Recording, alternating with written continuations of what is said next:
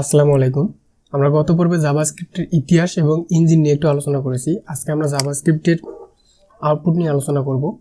JavaScript programming ল্যাঙ্গুয়েজটা শিখতে গেলে JavaScript কীভাবে ব্রাউজারে আউটপুট দেখায় সেই বিষয়টা জানা অত্যন্ত জরুরি। জাভাস্ক্রিপ্ট বিভিন্নভাবে আউটপুট দেখাতে পারে। আমি জাভাস্ক্রিপ্টের আউটপুটই 4 ভাবে ব্রাউজারে কীভাবে আউটপুট দেখাবে সেটা দেখাবো। তো চলেন দেরি না করে শুরু করা যাক। আমি আমার কম্পিউটারের ড্রাইভে জাভাস্ক্রিপ্ট নামের একটি ফোল্ডার বানিয়েছিলাম। সেখানে পার্ট 2 নামের আরেকটি ফোল্ডার বানিয়েছি। পার্ট 2 ভিতরে চলে গেলাম। এইখানে আমি index.html নামের একটি HTML ফাইল তৈরি করেছি। এখন আমি এখানে রাইট বাটন ক্লিক করে গিট ব্যাশ ওপেন করতেছি। আপনাদের মেশিনে যদি গিট ব্যাশ ইনস্টল করা থাকে তাহলে এইখানে রাইট বাটন ক্লিক করলে যে কোনো পাথের ভিতরে ঢুকে রাইট বাটন ক্লিক করলে গিট ব্যাশটি আপনারা দেখতে পারবেন। আর যদি না থাকে তাহলে গিট ব্যাশটি গুগল থেকে ডাউনলোড করে ইনস্টল করে তারপর আবার চলে আসবেন। এখন আমি রাইট বাটন ক্লিক করতেছি, গিট ব্যাশ শেয়ার। আমি গিট ব্যাশটি ব্যবহার করতেছি কারণ সহজে এটি ভিএস কোডে ওপেন করার জন্য। তো এখানে যদি একটা আমি কোড কমান্ড দেই কোড ডট, তাহলে এটি কিন্তু সহজেই ভিএস কোডে এই ফাইলটি ওপেন হয়ে যাবে।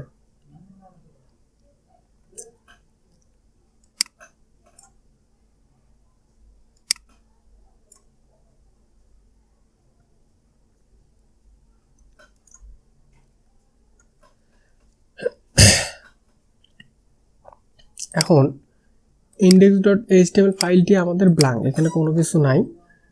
html এটা নিয়ে আসতেছি। এই ডকুমেন্টে আমি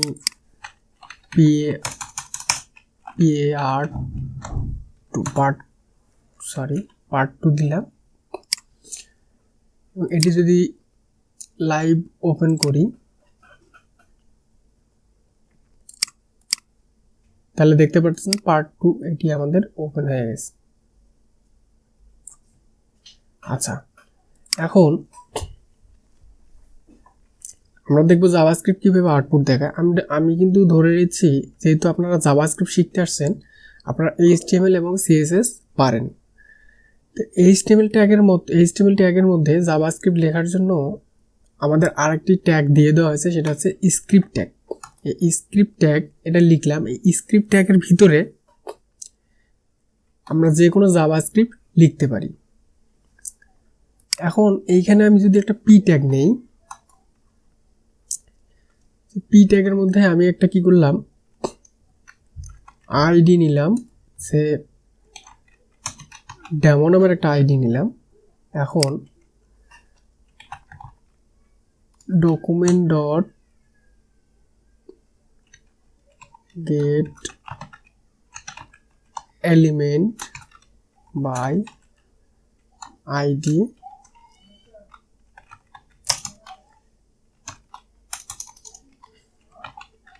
ডেমো ডট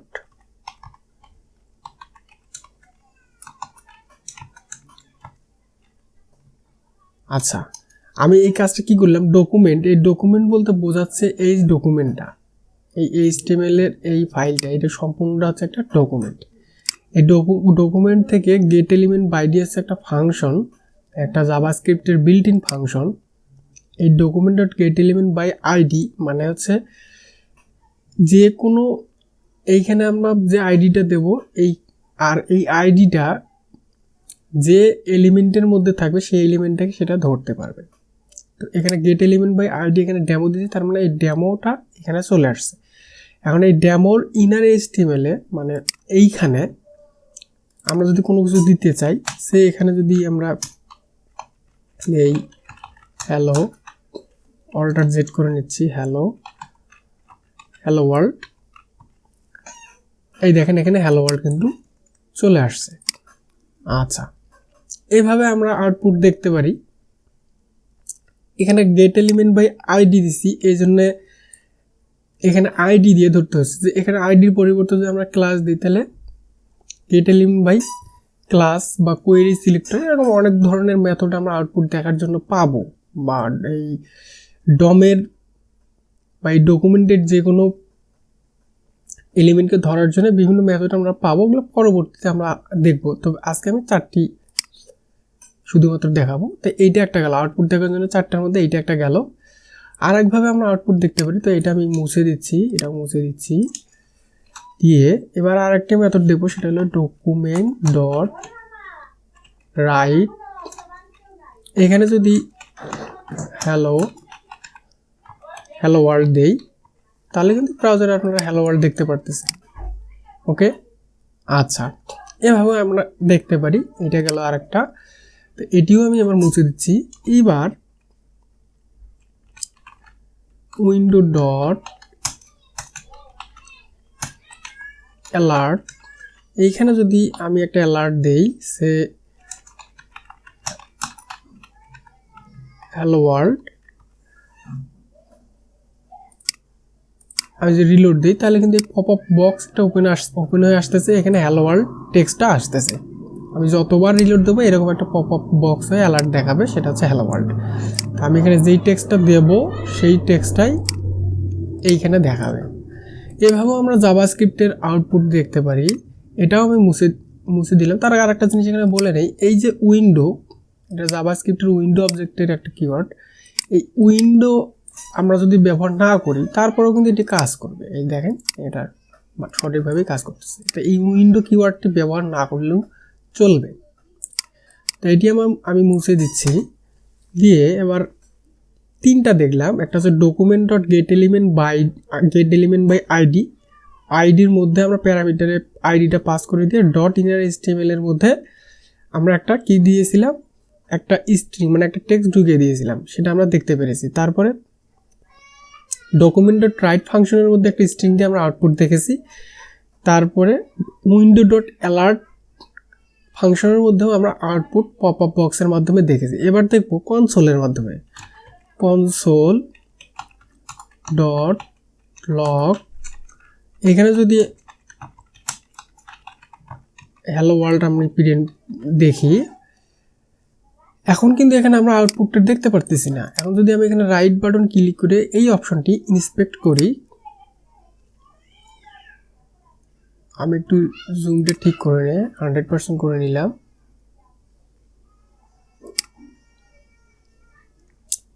এটা হচ্ছে না, ও আচ্ছা, রিসেট। এই ইন্সপেক্ট করলে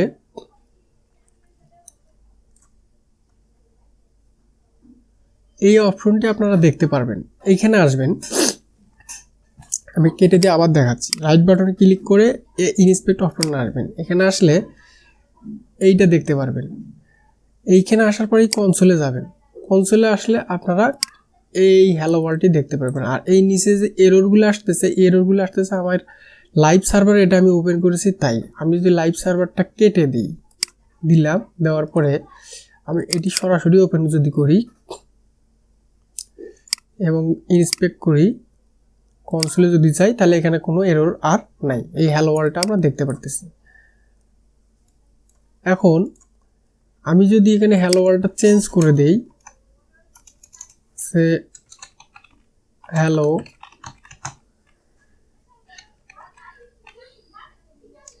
হ্যালো বাংলাদেশ সেভ দিলাম। আমি যদি এখন রিলোড দিই তাহলে হ্যালো বাংলাদেশ দেখা যাচ্ছে। এই কনসোল ডট লগ এই ফাংশনের মধ্যে যদি আমরা কোনো আউটপুট আমরা দেখতে চাই, তাহলে ইন্সপেক্ট করে কনসোলে এসে আমাদের আউটপুটটি দেখতে হবে। এভাবে আমরা আউটপুট দেখতে পারি। এখন একটা প্রশ্ন আসে, তাহলে কনসোলটা আমরা কেন ব্যবহার করব? এটা তো ব্রাউজার আউটপুট আমরা দেখতে পারতেছি না। এইটা আসলে ডেভেলপার পারপাসে ব্যবহার করা হয়, কোড ডিবাগ করার জন্য। মূলত এই জন্যই এটা ব্যবহার করা হয়ে থাকে। এখন আসি আর একটা বিষয়ে। এইখানে আমরা এই জায়গায় স্ক্রিপ্ট ট্যাগের মধ্যে কিন্তু আমরা আউটপুটগুলো দেখলাম। এটা হচ্ছে ডকুমেন্ট ফাইলেই, সরাসরি ডকুমেন্ট মানে HTML ফাইলেই। এখন আমি চাচ্ছি অন্য একটা সেপারেট ফাইল তৈরি করে, মানে .js নামের একটা ফাইল তৈরি করব, যেখানে অন্য কোনো ফাইল থাকবে না। যেমন এই যে এই কোডগুলো এই ভেতরে আছে, মানে HTML এর বিভিন্ন এলিমেন্ট বা অনেক কিছু এখানে আছে, কিন্তু আমি এমন একটা ফাইল তৈরি করব যে ফাইলের মধ্যে জাভাস্ক্রিপ্ট কোড ছাড়া অন্য কিছু থাকবে না। সেইটার এক্সটেনশন হবে .js। যেমন এটা .html, এরকম একটা .js ফাইল আমি এখন এখানে বানাবো। main.js এই main.js ফাইলে দেখেন এখানে কোনো কিছু কিন্তু নাই। আমি এই আউটপুটটি এখান থেকে কাট করে এটা মুছে দিচ্ছি, এখন এখানে নিয়ে যাচ্ছি। এখন কি আমরা ব্রাউজারে এটা আউটপুট দেখতে পারবো? যদি রিলোড দেই তাহলে কিন্তু দেখা যাচ্ছে না। কেন দেখা যাচ্ছে না? এই main.js ফাইল একটা সম্পূর্ণ সেপারেট ফাইল। এই ফাইলটিকে এই index.html লিঙ্ক করাইতে হবে। তো একটা .js ফাইলকে HTML ফাইলে লিঙ্ক করানোর নিয়মটা হচ্ছে স্ক্রিপ্ট ট্যাগের মাধ্যমে আমাদের লিঙ্ক করাইতে হবে। তো আমি স্ক্রিপ্ট ট্যাগটা লিখে নিলাম। এই ওপেনিং ট্যাগের মধ্যে src নামের একটা অ্যাট্রিবিউট আছে, এইখানে লিঙ্ক করাইতে হবে। তাহলে ডট স্ল্যাশ দিলে আমাদের পাথটা মানে রুট পাথের মধ্যে আমরা কী কী আছে সেটা দেখতে পারবো। তো এখানে main.jsটা আছে, এই main.js ফাইলটাকে আমি লিঙ্ক করাই দিলাম। এখন এই main.js ফাইল index.html ফাইলের সাথে লিঙ্ক হয়ে গেল। এখন সব এইখানে যা কোড লিখবো সব কিন্তু এখানে পেয়ে যাবে অটোমেটিক্যালি। তো এখন যদি আমি এটা রিলোড দিই তাহলে পাওয়ার কথা, এই দেখেন এখানে পেয়ে গেছে। তো এখন এইখানে কিন্তু দেখেন HTML এর অনেক ধরনের কোড আছে, বাট এইখানে জাভাস্ক্রিপ্ট ছাড়া অন্য কোনো কোড থাকবে না, শুধুমাত্র জাভাস্ক্রিপ্ট থাকবে। বোঝা গেল? আমরা মূলত এই main.js ফাইলে একটা .js ফাইলেই সবসময় আমরা কাজ করব জাভাস্ক্রিপ্ট শেখার জন্য। তো ভিউয়ার্স, দেখা হবে পরবর্তী ভিডিওতে। যদি ভিডিওটি আপনার ভালো লেগে থাকে তাহলে লাইক কমেন্ট করতে পারেন, আর যদি ভালো লেগে না থাকে, কেন ভালো লাগেনি সেটাও কমেন্ট বক্সে জানিয়ে দিতে পারেন। সেক্ষেত্রে আমার জন্য সুবিধা হবে, আমি সহজে নিজেকে কারেকশন করে নিতে পারবো। পরবর্তী ভিডিওর জন্য আপনারা ভালো থাকবেন, সুস্থ থাকবেন। আসসালামু আলাইকুম।